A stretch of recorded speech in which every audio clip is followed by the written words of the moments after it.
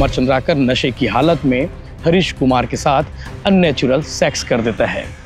Unnatural sex होता है इन दोनों के बीच में, और जब नशा फटता है, नशा उतरता है, उसके बाद हरीश कुमार पैकरे को याद आता है कि उसके साथ में क्या हुआ था। विवेचना के दौरान एक महत्वपूर्ण इनपुट मिला। आरोपी द्वारा जो है मृतक की बाइक को वहां से लेकर भागा गया था स्पॉट पर से, जिस पर से उसका चेहरा सामने आया, और इसके उपरांत टेक्निकल इनपुट के आधार पर इसको नजर आता है कि बड़ी लीड, पुलिस इस लीड पर काम करती है। हरीश कुमार चंद्राकर के घर में उस दिन किसका किसका मोबाइल लोकेशन ट्रैक हुआ था। हरीश कुमार पैकरा भागने की फिराक में था। उसे लग रहा था कि वो फंस जाएगा, क्योंकि नमस्कार, जय जोहार, जय छत्तीसगढ़।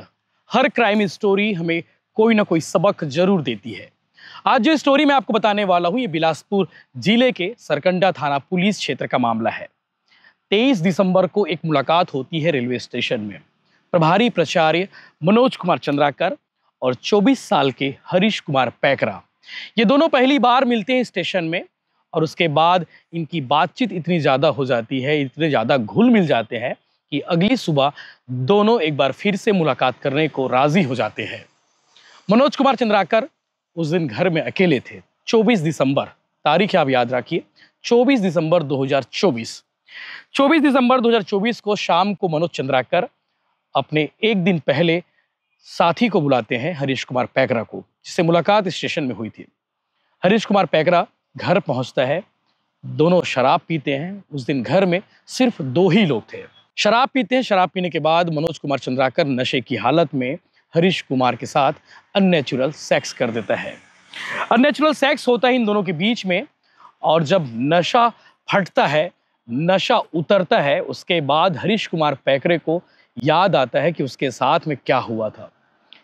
उसे आत्मग्लानि होता है कि उसके साथ अननेचुरल सेक्स हो चुका है, और उसके बाद पास में रखे तवा उठाता है, और उठाने के बाद प्रभारी प्राचार्य मनोज कुमार चंद्राकर के सिर पर जोर से वार कर देता है। पुलिस ने बताया कि इस घटना में अननेचुरल सेक्स के बाद जब इन दोनों का नशा फटा था, इन दोनों का नशा उतरा था, तो इन दोनों के बीच में इस बात को लेकर विवाद हुआ था, और विवाद इसी बात को लेकर था कि हरीश कुमार के साथ उसने ऐसा क्यों किया, और इसी बात को लेकर उसने तवा से उसके सिर पर मार दिया। मारने से उसकी मौत हो गई। चूंकि मनोज कुमार चंद्राकर घर में उस दिन अकेला था, और उसी के घर में आकर हरीश कुमार पैकरा ने उसकी जान ली है। लाश को वहीं पर छोड़ा, मोबाइल उठाया, मोबाइल को तोड़ा, और मोबाइल को तोड़ने के बाद चिल्हाटी में उसके मोबाइल को फेंका, और उसके शव को उसी जगह पर छोड़ा, और खुद मनोज कुमार चंद्राकर की गाड़ी लेकर वहां से 9-2-11 हो गया। घर वाले चिंतित, मनोज कुमार चंद्राकर के 2 दिन से कॉल नहीं लग रहा है, क्योंकि मोबाइल को पहले ही हरीश कुमार पैकरा ने तोड़कर फेंक दिया था। कोई रिस्पांस नहीं कॉल में। 2 दिनों तक देखने के बाद 26 दिसंबर की शाम को मनोज कुमार चंद्राकर की पत्नी और उसके बच्चे घर पहुंचे। दरवाजा खुला हुआ था, और अंदर जाकर देखे तब लाश पड़ी हुई थी, लहूलुहान लाश। बहुत बदबू भी आ रही थी। जैसे तैसे करके घर से बाहर निकले, और घर से बाहर निकलने के बाद तत्काल पुलिस को सूचना दिए। सरकंडा थाने की पुलिस की टीम मौके पर पहुंचती है। बिलासपुर क्राइम ब्रांच की टीम भी मौके पर पहुंचती है, और मौके पर पहुंचने के बाद एक एक चीजों को बारीकी से पुलिस जांच करती है। आसपास के लोगों से भी पूछताछ करती है। तकरीबन 300 सीसीटीवी कैमरे की फुटेज खंगालती है। उस इलाके से गुजरने वाले, उसके घर के आसपास जहां जहां मनोज कुमार चंद्राकर का लोकेशन बताया था, उन सब इलाकों से पुलिस इकट्ठा करती है फुटेज। आसपास के लोगों से पूछताछ के दौरान एक बात स्पष्ट थी कि 24 दिसंबर की शाम को एक शख्स आया था, और उस शख्स के बारे में पुलिस जानकारी जुटाने की कोशिश की, और उस शख्स के बारे में ये भी जानकारी सामने आई कि वो वहां से घर से बाइक लेकर निकला हुआ था, जो बाइक थी मनोज कुमार चंद्राकर की। इसको नजर आता है कि ये बड़ी लीड है। पुलिस इस लीड पर काम करती है और ढूंढती है हरीश कुमार पैकरा को, और ये पता करती है कि मनोज कुमार चंद्राकर के घर में उस दिन किसका किसका मोबाइल लोकेशन ट्रैक हुआ था। हरीश कुमार पैकरा का नंबर ढूंढा गया, हरीश कुमार पैकरा का फुटेज खंगाला गया, और उसके बाद क्राइम ब्रांच की टीम पहुंच जाती है डोंगरगढ़, जहां लोकेशन पुलिस को मिलता है। डोंगरगढ़ में हरीश कुमार पैकरा भागने की फिराक में था। उसे लग रहा था कि वो फंस जाएगा, क्योंकि मनोज कुमार चंद्राकर की बाइक लेकर वो वहां से भागा हुआ था। पुलिस जैसे तैसे हरीश को पकड़ती है और हरीश को पकड़ने के बाद जो कहानी सामने आती है वो हैरान करने वाली थी। हरीश ने बताया कि 23 दिसंबर को इनकी मुलाकात स्टेशन में हुई थी। स्टेशन में मुलाकात होने के बाद दोनों के बीच बहुत ज़्यादा बातचीत होने लगी और एक दिन की बातचीत में दोनों दोस्त हो गए और दोस्ती होने के बाद 24 दिसंबर को तय किए थे कि शराब पिएंगे। शराब पिए, चिकन पार्टी हुई और पार्टी होने के बाद मनोज कुमार चंद्राकर ने उसके साथ अननेचुरल सेक्स किया। इस बात को लेकर पुलिस ने भी बयान दिए हैं और पुलिस को बयान दिया है आरोपी हरीश कुमार ने। अननेचुरल सेक्स दोनों के नशे की हालत में हुआ था और जब होश आया तो इसी बात को लेकर विवाद हुआ था और विवाद होने के बाद उसने तत्काल मौके पर रखा हुआ तवा उसके सिर पर मार दिया। सिर पर मारने से वो बेहोश हो गया। कुछ देर बाद उसकी मौत हो गई। ये कहानी पुलिस को आरोपी हरीश ने बताया है। पुलिस ने इस पूरे बयान को रिकॉर्ड किया।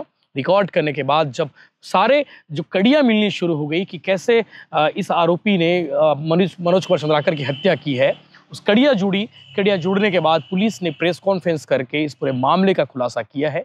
2 दिनों तक मनोज कुमार का कुछ पता नहीं चल पा रहा था। वो लगातार उसके परिवार वाले संपर्क करने की कोशिश में थे, लेकिन मनोज कुमार चंद्राकर का फोन फेंक दिया था चिल्हाटी में। चिल्हाटी के हाउसिंग बोर्ड इलाके की घटना है, मकान नंबर 39। इसकी कहानी मैंने आपको बताई है। 23 दिसंबर से शुरू हुआ था और 26 दिसंबर को लाश की खबर मिलती है।